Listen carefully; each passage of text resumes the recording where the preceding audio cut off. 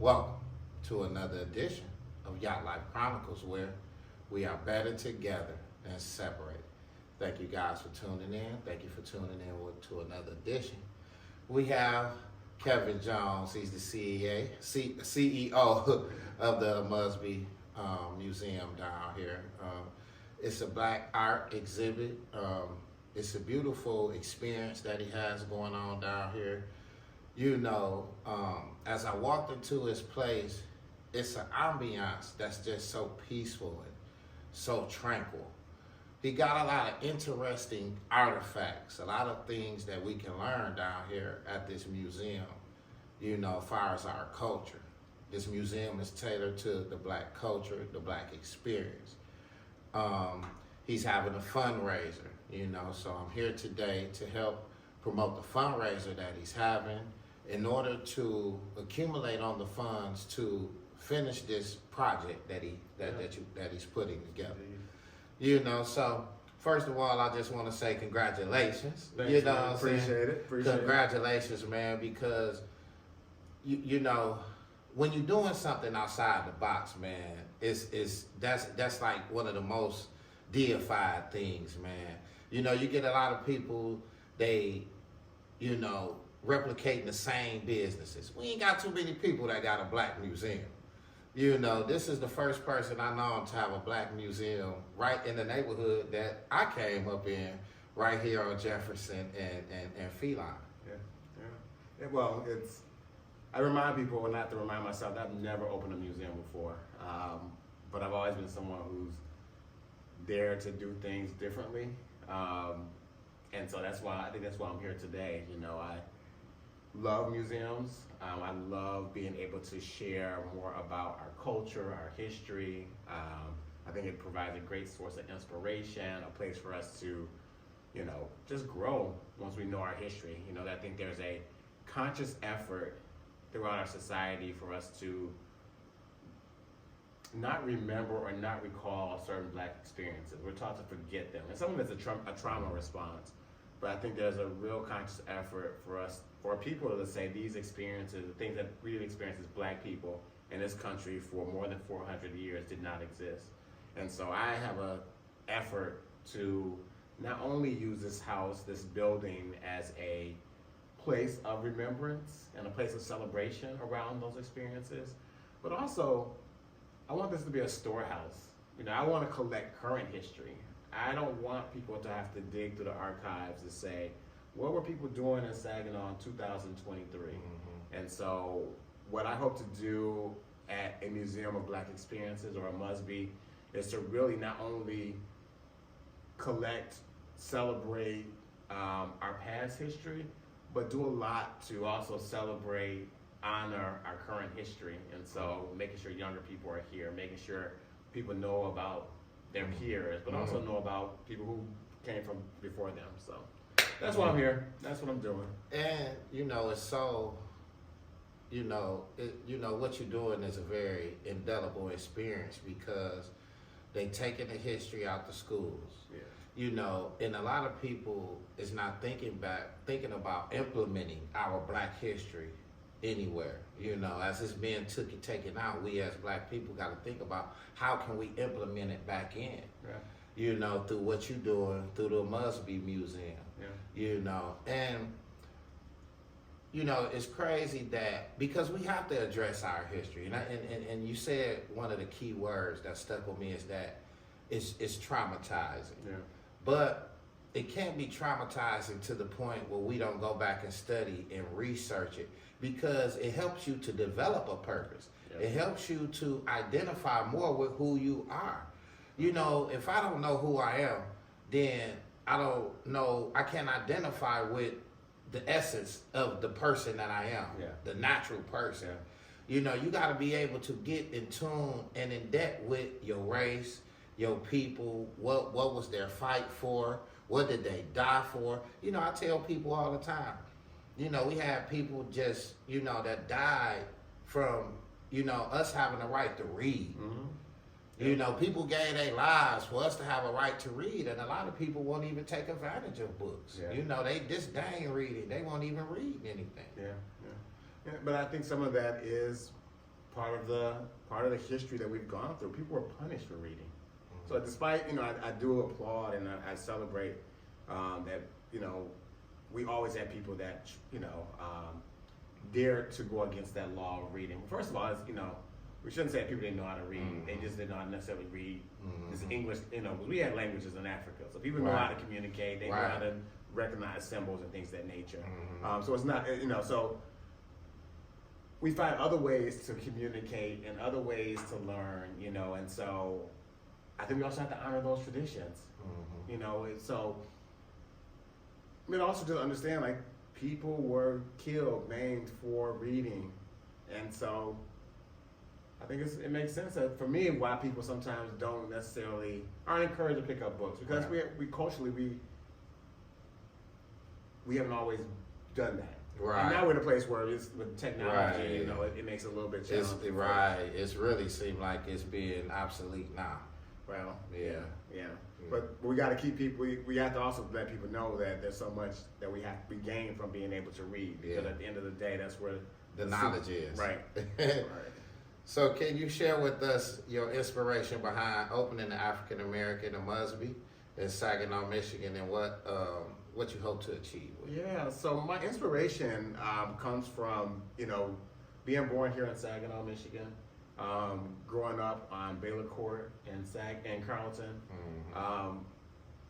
but also having the experiences of leaving Carlton, even as a kid, and I know, like, coming over, to all Genesee and just being in BV and and a place where we went to church, and always just felt like things seemed different. It seemed like there were more black people who were doing different things. Versus in Carlton, we had this kind of melting pot, but sometimes when things are so melted, you don't get a full essence of the experiences. Right, yeah. And so in Carlton, I was also fortunate, however, I would say, is to grow up in a household that had books about black people and about black experiences. I had my grandmother there who talked about her experiences, and as well as my mother, living in Tuscaloosa, Alabama, and what that experience was like. My dad being from Philadelphia, Mississippi, and often talking about what his life was like and how he picked cotton and, just different experiences. And so my parents ended up divorcing when I was about 13 or 14, and I moved to Detroit. And that kind of just made me understand that the things I was thinking about weren't off. And what I mean by that is, in Detroit, people were talking about black experiences, about black people, and I remember my first year in Detroit, of celebrating Kwanzaa and learning about, really learning about what it meant. And so, do you think that's why the black experience is not being celebrated so much, because people don't know what it really means? Like, because we got a lot of parents don't really know what Kwanzaa, don't really know what the black experience really means. So it's hard for them to transfer it down to their kids. Yeah. So what we're gonna have to do is basically start educating people. Yeah. And start, getting the essence to who we are out there for people to be knowledgeable of who they are. Yeah, I think there's so much in terms of black experiences, and I think people are recognizing black experiences. We're actually living them every day. But when it comes to some of our what I'll call traditional holidays, people don't necessarily know about them. I do think that we are losing that the role of the oral tradition and being able to really share these stories and experiences and understand why they're significant. What I love about Kwanzaa is, those 7 principles are things you can live by every day. And so when you learn to establish those things as a lifestyle, then I think it might make it more sense, more palatable for people to, really be able to celebrate it. But people don't necessarily know, and I don't think we can leave it to schools or, we need other places where people can say, hey, I'm having this Kwanzaa event, or what is Kwanzaa? Hey, come and check this out. We also have to do it in a way that attracts current populations. Not everyone's gonna go to, maybe a 4-hour Kwanzaa dinner celebration. Right. So how do we do things that appeal to everybody? Yeah, but we still keep the essence of what that holiday is about. And I think there are ways that we're gonna show that there are different ways to do that, as well as honor what people are doing in the community, so that people are at least exposed and they know and they have the opportunity to go to those things. Sometimes people just don't know that thing exists for them to go to. Exactly. Yeah. So my inspiration is wanting to really have people learn about black experiences. And the thing about the museum, it's a museum of black experiences with an S on the end of experience. It's plural because black experiences. Yeah, Right. because it may not be my experience, it may not be your experience, but we want to honor it so that people know that these are things that it may be one of our deceased, one of our ancestors' experience. Exactly. And so we want to expose people, get them, sensitized to those experiences and know how to recognize them and honor them. There you have it. So, what unique stories or aspects African American history in Saginaw do you plan to highlight in the AMusBe Museum? Yeah, I think one of the obvious things that I want to highlight is, when I came back 3 years ago, wondering where are all the monuments to black experiences in Saginaw. We know that, for a long time when black people came to Saginaw, they came to East Saginaw, this area, or parts of this area, or the north side. Right. Those are places where black people, settled in this area. But we don't really have enough markers, in my opinion, to talk about that legacy of black people in different parts of Saginaw. So I want to be able to talk about, where black people did. Well, now that's William Atwood, who was the first black lumber baron here in the 1860s. We had, the Goodrich brothers, who were photographers that not only were just great photographers as black, and black men, but they also took pictures of all, they documented Saginaw. We have the legacy of Stevie Wonder being here. We know the legacy of the Venus sisters and their type of Saginaw. So I want to make sure that we're highlighting those experiences. The other thing I want to be able to highlight, and I want to learn even more about, we know that in Michigan there were 7 routes of the Underground Railroad that people traditionally used to go to freedom. Route 6 was one from Detroit along the Saginaw Bay. And they would go along Route 6 when the slave catchers were at the Detroit River, and so they needed another way. We knew how to navigate. We know how to duck turns and corners, and so they had Route 6. Okay. And so I want to learn more about this Route 6 between Detroit and the Saginaw Bay, and really talk about and honor the fact that even on the grounds that we step on and that we travel through, it was a pathway to liberation. And I want us in Saginaw to always remember that there was a pathway to liberation. And our people, our forefathers, our foremothers, they traveled that path of liberation. So there's no reason why we can't, as black people in Saginaw, continue to find ways of liberation, because we have examples of that. Now, we don't talk about those examples of that. And again, I think there's a conscious effort for us not to know about some of these experiences, because when we know, we're powerful, we do things different. And especially when we come together. So do you get a lot of flack for what you're doing? Have anybody giving you any flack? Man, why you want to promote the black experience? Is this something do they try to get you to do other things, No, fortunately I have not necessarily received flack in terms of my intention on focusing on these particular items. I think what I get from different people, some black people are not accustomed to seeing some of these pieces. And so they have what I would call a natural reaction. They're like, what the hell is this? This is offensive. And so what I try to do is talk about, truly these are offensive, but also let's think about it from the perspective of, the people that had to live through these experiences. What was it like for them to see these things every day? We get the luxury as contemporary black people not to necessarily experience these particular items, but I want people to know that though this item was created in 1920, look at this item that was created in 2023 and look at the semblance. So that we know that these things are still connected. And so, I get a lot of, some pushback, because people are like, why not just focus on black art, that's really celebrates black culture. And I want us to remember that, but I don't want us to ever forget these stories, because it's easy for us, some of our top fashion designers, for example, to pull these things back into fashion, for example. Like when there was COVID and some of the fashion houses came out with the black mask with the big red black lips. Those were part of stereotypes around black people after Reconstruction. Pictures reflect the life in the South, as well as some of the personal art and memorabilia from my collection. So tonight we'll be finishing up this installation here. This tree right here kind of symbolizes a lot of things that we have collected as a part of the for the museum. And so you have this Black Christmas tree, along with a number of pieces that are considered Black memorabilia, but also cotton, because of the significance, at least for my family, cotton played in terms of where they were enslaved in the South, and even as my dad and uncles were growing up in Philadelphia, Mississippi, they had to pay cotton for a long period of time. So you have some of those pieces here. We'll continue putting more stuff out tonight as relates to different experiences. Fortunately, we have this, turn the lights on in here, but these are once all enclosed cases, and so what we did were, in the house, made all of the closets or any of the cabinets exhibits cases, showcases, and so I put lights in and really try to build these out.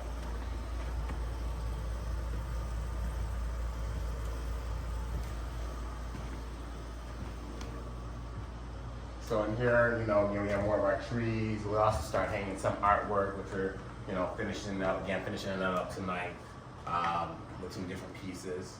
We're excited that in this room, we finally got our lighting installed, so it kind of makes a real huge difference in terms of how we can, reflect our art in this space and really highlight some of the significance. So yeah, so excuse the mess, but this will be all cleaned up and straightened out tomorrow. And then in our entryway,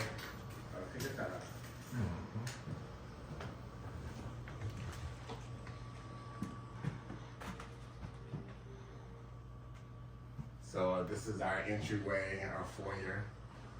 So this is where most people will come in through this front entrance here, but also people be able to really experience the exhibits. We want people to really experience it as soon as they walk in. And so we're working on our displays here. And so I just got to hit another button, it seems. But just as to welcome people into the space as they come in. And so this will allow us to reflect, what's happening at the museum, but also, what other people are doing in the community. We can use this as some prime advertising space just to really promote what's happening in the community. Right now, for at least the first 2 or 3 years, I will be living upstairs, and so that's part of the reason this is blacked off, because we want to make sure that maintain the privacy of the private residents as well. So, I wanted you to be able to discuss the challenges with me that you faced in establishing your AMusBe Museum and how the community has responded to your initiative.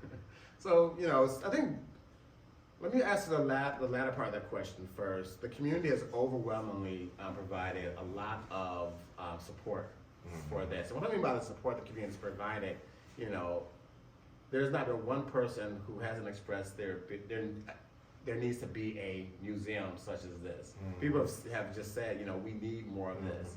And even if I think part of it's because they've been able to come in, see either the exhibits or even come into this space and just see how important it is. We have great cultural institutions in Saginaw, but they haven't always focused either solely or even mostly about Black experiences. It's kind of been a few times throughout the year, Kwanzaa, Black History Month, and now around Juneteenth being a federal holiday. And so we can do this 24/7, 365 days of the year. The biggest challenge, however, has been really around capital and raising the money for this museum. Fortunately, I've been able to attract some funds, use my own funds to, purchase this place, continue a lot of the renovations, while also keeping this place nicely restored. But I know that I need to raise at least probably another $150,000, which I really don't have it in my, I can't go back to my retirement, don't have it in my savings because I'm investing everything I have into this vision. And so, even applying for grants, a lot of the grants want 2 years of 990 data or data that we've submitted to, to IRS. Well, we've only been established since January 11th, 2023, so we don't have 2 years of financial data to show our sustainability, or trying to explain to people why there's a need. And then there's definitely a dire need in the city of Saginaw for entrepreneurs. I'm pushing for more entrepreneur funding. Because we have something that's so remarkable down here at the AMusBe Museum, and this is an experience that everybody needs to witness. If you got $10, $20, whatever your donation is, and whatever you can do to help support and be able to help contribute to this project of the black experience that he have going on down here, it's much needed. Definitely much needed. It's definitely much needed. We have a lot of entrepreneurs around here that have many unique ideas. All our DNA is not the same. We have our own uniqueness. And as you look around and you look into this business world, you see a lot of different people doing a lot of different beautiful things, with their businesses. This is a beautiful, beautiful establishment. This is a legacy that he's creating down here, that can live for generations. But without the support of the community, without the support of the city, it goes nowhere. So that's why I'm down here today, to put a light on his business, on his AMusBe Museum and the Black experience and what he's doing, and hopefully we can get the funding that he needs in order to get his AMusBe Museum up and functioning in the proper way that he wanted. Yeah. And your goal is $150,000. Right now, we projected necessary cost at around $150,000, and that's for us to increase our likelihood of opening Juneteenth 2024. So around June 19, 2024. We know that in order to get our zoning for mixed residential business use for this property, that we have to have a parking lot. We know that parking lot is going to be somewhat expensive, especially with tearing down the trees and we're actually going between Jefferson and High Street, so it's going to be a long driveway that extends around to High Street. We know, and not just know, but we also want a bathroom that's accessible to everyone. We want the space to be as most accessible, but also, for anyone who might have, just might need a bigger bathroom. So we know some of those costs. We need fixed ramps. There's things related to the insurance, like the stage that we need to have built here, or platform, so that we don't have any challenges there. We want ramps installed, and so we know that for the necessary renovations, about $150,000. There are a number of people in Saginaw who could write that check. There are a number of businesses in Saginaw who could write that check. There are a number of businesses. Have any politicians that reached out to you? I've had conversations with politicians, and I'm grateful for the politicians in the political community in Saginaw. We'll be more grateful when when those checks come in, and we can get some of these costs taken care of. But I'm not gonna let that stop this vision. This vision is definitely one that has to happen, and it will happen. There you have it. What role do you see the museum playing in educating people of African American history, both locally and internationally? Yeah, I think that we have an opportunity to provide access to some of the most important documents in African American history. And sometimes you have to go to museums in Detroit or to DC or just other parts of the country to experience that. And not everyone can experience that. So for example, this right here is an original bill of sale for an enslaved African. It's over 201 years old. And there's no reason why, most people have not held one of these in their hands. And so pieces like this are significant to understand what happened. So that people understand what happened. When you see a piece like that, you cannot, and in my opinion, you cannot help but to have an emotional response. This represents, America's original sin of enslaving its brothers and sisters for more than 400 years in this institution. This particular family, I met them through TikTok, through my Black Teacher account on TikTok. And despite having this document in their hand for over 200 years, they decided that it would be better to have it here at the museum. And we have another bill of sale with a similar story. And this to is that. in 1822. Yeah, 18. So February 1822. Well, it says Monticello, 5th of February 1822. And it says, this day Philip Archibald Preston, by note and file for a Negro girl slave about 12 years of age. The letter of I can't read that piece. But as you look at the document, it has the typical legalese of that time. Well, we know she was 12 years old. We don't know much about her other than her being 12 years old, being owned by the by the Preston family. And so I want people to be able to come here and not only remember her and her legacy, because for all I know, this could have been my great-great-grandmother, or great-great-great-grandmother. This could be your great-great-grandmother, anybody who might come into the museum. So we want to, show respect and deference to this individual. But it's in that sense, I think the world can learn what this museum is about. And it's not just about the types of artifacts, it's about the types of people that are also willing to donate these items because they see it being needed.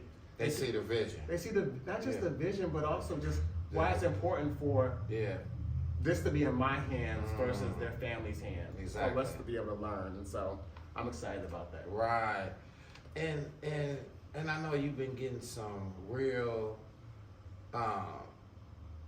impactful, indelible artifacts. Yeah. And as I'm looking at this, and I'm saying to myself, wow, I've never read nothing from 1822. Even the handwriting is, a bill of sale. See, just reading this right here will make you add more purpose to your life. It will give you that much more for you to be able to do what you do. Yeah. This is awesome right here. Yeah. Well, one of the things we're excited about this weekend is our event. It must be Christmas at AMusBe. And so over the next 2 weekends, bringing folks into this space and really just giving them an idea of some of the things that we have.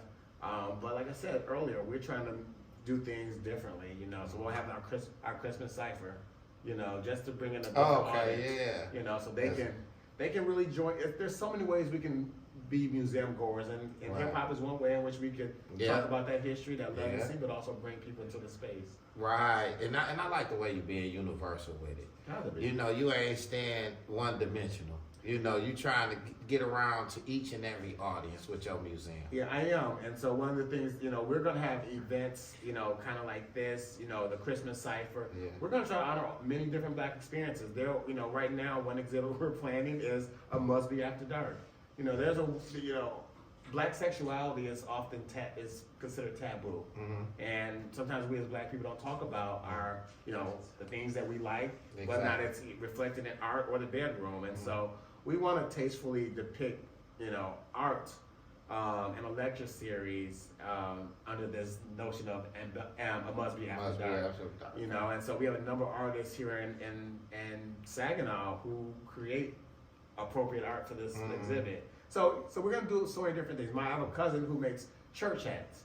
I can't wait to do an exhibit on church hats and the roles that they played in Black culture, both as an artistic piece, but also just a statement of fashion.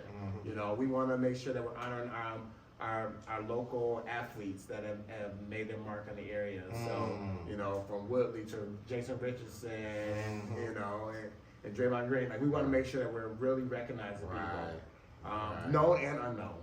Exactly. And he could be selfish with his museum and put everything in here he like, but he's honoring people that he know that's beloved by the city, that's beloved by the community. Yeah. So y'all make sure y'all support him. Like I said, it may not be my experience, but it's somebody's experience, and so I want to make sure it's captured here. Exactly.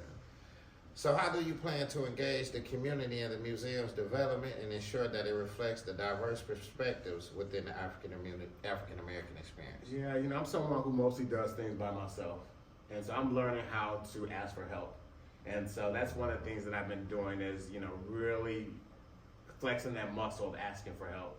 And so bringing in we just set up volunteers and we continue to have a call for volunteers because we know that the only way that a larger message can be reflected here is if we get a lot of people in the community to weigh in. And so we have a number of opportunities for community members to weigh in, whether that's the exhibits that we displayed, even to, we had people looking at the colors of, some of the colors that we were choosing to have here, all the way to, we need legal advice. We need financial advice. We want to make sure that we are compliant with everything. Fortunately, I have a background in nonprofit management. I worked in nonprofits just as long as I've been collecting, so for more than 25 years. But we want to make sure that we bring a number of people in so that they can help. They can help also identify those resources. We want to make sure that we can open this museum and that this is a place that people can use.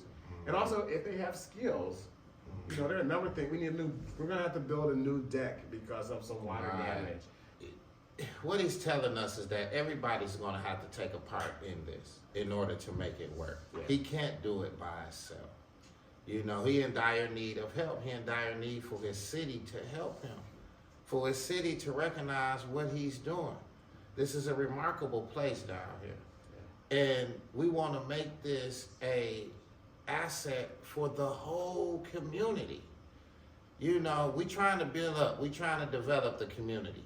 This is one of the projects right here. Right. Yeah. So are there any specific exhibits or programs you're particularly excited about that will be featured in the museum? Yeah, so some less exhibits, but some of the people that we're partnering with. We are working with artists both locally here in Saginaw, but also throughout the state of Michigan who have expressed interest in either having their art featured here or displayed. And so we're very much excited about that. We think that in Saginaw, we should be exposed to great artists. And we have a lot of great artists in our state, as well as in our city. So we want to make sure that their works are featured here. And so I'm excited just for that opportunity to bring their pieces and their works here. In terms of exhibits, my partner in creativity, Naisha Clark-Young, has begun to put together some of our exhibit lists. And so whether or not it's the AMusBe After Dark or talk about Black music, so from minstrel to hip hop, looking at our Black pioneers here in Saginaw and their contributions. Just dealing with the Black experience in a whole, from sports to movies to community to just the whole aspect of the Black experience. Yeah, and the struggle, the slavery. We may also just go real laser focused on a particular aspect of Black experiences. So, for example, we might just focus on double dutching. Just the role of double dutching. Right, people don't know nothing about it. You don't see girls double dutching no more. Right, so that allows us not only to have an exhibit on it, it allows us to have training so people can learn how to do it. A lot of people don't know where double dutching come from. Right. The other thing that, with the Memorial Cup coming in 2024, perfect opportunity to talk about Black, some of the origins of hockey and Black hockey players. Yeah. The Black hockey players throughout our country, but also in Canada and other parts of the world. It's a way that we can, I remember as a kid, going to hockey games here in Saginaw with my dad. And then you realize that most Black people outside of, Michigan probably don't go to hockey games. I didn't realize that. I thought that was what we do. Right. And so there's some opportunities to expand that, and especially while we're planning on bringing the world to Saginaw, they can see how we have a cultural difference here in Michigan, but also in Saginaw. And I want people to really experience just the richness of our culture and the things that we do, because we do things, a Saginaw way. They call it Sag Nasty for a reason. Yeah. So. And the thing about it is, man, I could tell what you're doing. It seems like you're in a happy space. Like you like with your museum and everything and what you're doing and just the impact that you having, man. It seems like you're in a happy space, like you're in a peaceful state in your life right now. So I want to say that I'm not. I'm happy. I'm definitely happy. Peaceful? I wish. This vision is one that keeps me up at night. This vision is one that, I don't stop thinking about how I'm going to finance this. This vision is one that I think about, am I displaying our history correctly in a way that pays tribute to our ancestors and for the people that live here now? There are so many questions that I tend to have, but every time I have those questions, every time I have those doubts, the universe, which I call God, sends people into my life that speak words of encouragement to me. They, you know, I was sitting here feeling down, just trying to figure out, like, you know, my main job comes to an end at the end of this, you know, towards the end of this month, and I'm thinking, like, whew, how are we gonna do this? Right. And then this woman stops at my door and says, you know, I have all these books, these old black books. I want to make sure we have them at the museum. So we have different those types of experiences. That those are the things that give me comfort. Those are the things that give me peace. But this vision in of itself, this is something where, you know, a lot of chaos. It's hectic. It gets hectic. For me, it is because one, I'm finally seeing the vision. Like, I'm 47 years old, and there, for a long time in my life, you know, I wondered whether or not I was gonna find that thing that brought me happiness, because I was doing some of this for over 25 years, but it seemed like the side piece, or the thing that, you know, brought some hope. But now when I've taken on the bigness, the fullness of this, it's scary. But I know the vision is coming clear. The rewards will pay off. Whether or not anybody supports or no one supports, you know, I know that this is something I was put on this earth to do. You built for it. I'm built for it. Yeah. I'm built for it. So before we get out of here, we're going to ask Kevin Jones one more question. How can listeners, especially those outside of Saginaw, contribute to the success of your museum project? And let them know where they can go and donate money to help you out with your museum. So I think there's some key ways that I would love for you all to help. One is when we talk about the word AMusBe, you know, it's both a noun in terms of the museum and Museum of Black Experiences, but it's also a verb in terms of a call to action. So when we say AMusBe, I want people in their heads or even out loud to say it must be. You know, we got to keep making that declaration to the universe that a must be, it must be. This museum must be, it must happen, it must be, and it will be. So that's one. So keep the name, a Museum of Black Experiences, or the shorter version, AMusBe, on your hearts and on the tip of your tongue, and say it. The other thing is financially, of course. You know, we need to raise $150,000 within the next few months, and so people can go to Cash App, $AMusBe, that's AMusBe, AMusBe on Cash App. They can also go to the website at www.amusbe.com/donate, DONATE. Those are some key ways. We have t-shirts for sale. So, you know, folks, we have t-shirts for $25. And they can, you know, contact us on Facebook or through the website to get more information there. Then we'll also have a silent auction. We have local artists that are donating art. We have a wine tasting experience. We have a, you know, I call it black teaking when I go to antique shops. And so people, you know, we have an auction experience where people can go black teaking with me and learn about some of these items, that particularly in how to find them and negotiate around getting some of these really important historical pieces. Right. So those are some of the key ways. And, you know, of course, if you know someone that is really in tune to what we do around the need for a museum, particularly as an equity issue, and you know if they're willing to write that $50,000 check for this parking lot or for the bathroom or for some other renovations, please have them contact us. You know, we will have our website up soon where people can also sign up for memberships and really help seed the museum so that we can have what we need to launch June 2024. You know, we got to do our part. You know, everybody got a role to play. You know, if we don't come together as a unit, we just gonna destroy ourselves as a unit. We got education. We got Black experience. We got Kevin Jones. Been doing it for over 25 years. He just showed you a bill of sale for a young black girl at 12 years old that the family felt it was better for him to have it than them because of the legacy that he's creating here and for her legacy to be able to live on. Do what you can to support, do what you can to contribute to this AMusBe Museum, you know, because it must be, like he said, it's gonna be, you know. So, you know, we want to thank him, man, for giving us this great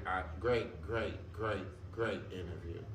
He's another entrepreneur in the city of Saginaw that's in dire need of financing and of help, contribution. He done went further as we can go, and sometimes we've been gave everything we can, and you know, and it take that humility to come out and to be able to come to the people and to be able to get the people to contribute. We all want to be able to do it on our own, but we can't. Sometimes we have to go out and get the help of the people. So I hope that, you know, you take his words into consideration, take his AMusBe museum into consideration, take donating to his museum into consideration, because he's doing something very remarkable, very extraordinary down here in Saginaw, Michigan, down here on Jefferson and Feline. You know, we want to thank you for tuning in to this edition. And like I say, Kevin Jones, where can they follow you at on your page? Yeah, so you can go on Facebook and search a Museum of Black Experiences and follow the page directly there. If you are on Instagram or TikTok, you can follow us at Black Tiquing. That's BLACTIQUING. So BLACTIQUING. And you'll see more about, it's really some of my daily journeys of finding these items, or even just some of the reactions that I've received around some of these items. So you get some of the behind the scene information about this collection.